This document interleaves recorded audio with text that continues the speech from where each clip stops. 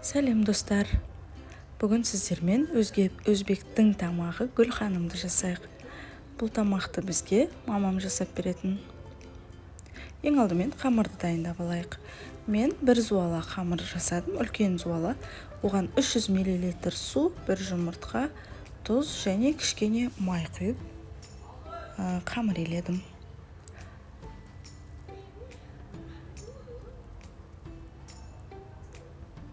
Менде ұн 400 грамм, тура 400 грамм кетті, бірақ сізде бір 50 грамм арсы берсі болуы мүмкін. Қамырды табамыздың жан-жағын жинап, әдемілеп илейміз.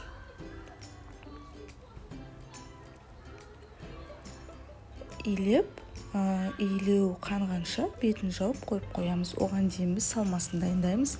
Салмасына мен сиырдың етін қолдандым. Етті турамай-ақ тартылған ет, яғни фаршты қолдансаңыз да болады. Дегенмен еттен жасалса дәмдірек болады. Фарштан жасалса кішкене ауырлау болады, майлы болады.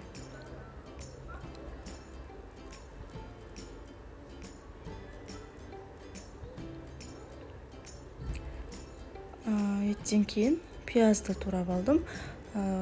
Бұндай тағамдарда, мысалы самса деген сияқты тағамда пияз көбірек болса, тағам дәмдірек болады. Яғни сочный дейді ғой, сондай болады.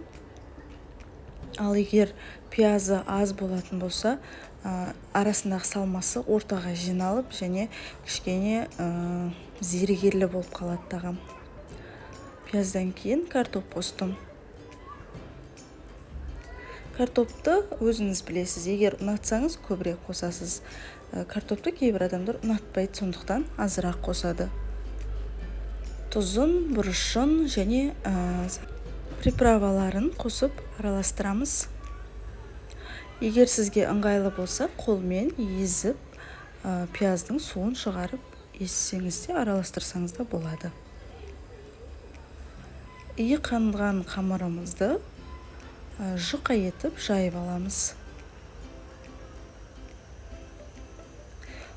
Ханым орама тағамдарының қамыры өте жұқа болса, әдемі болады.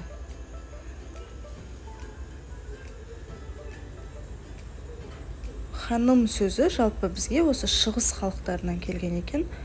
Сондықтан бұл тағамның аты гүл ханым, яғни өзбек тілінен, өзбек халқынан алынған тағам.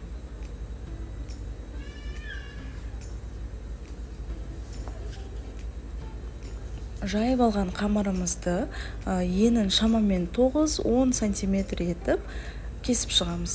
Пышақпен немесе осындай қамыр кесетін құралдармен кесіп алыңыз.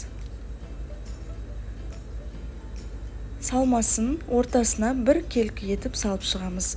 Қамырға жайып тастамаңыз, өйткені ораған кезде сыртына шығып кетуі мүмкін.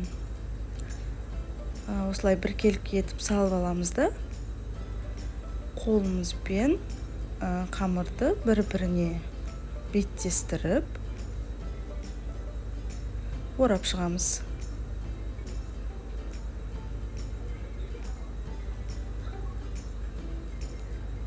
Қараңыз, әдемі гүл тәрізді, раушан гүлі тәрізді болып шығады, сондықтан да аты гүл ханым.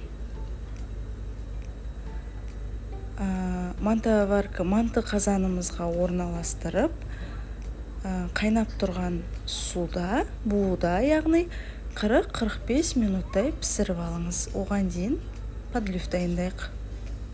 Подливке алдымен сәбізді күштен өткізіп, немесе майдалап турап қуырамыз. Кішкене суын шығарып қуырамыз да, үстінен майдалап туралған пиязды саламыз.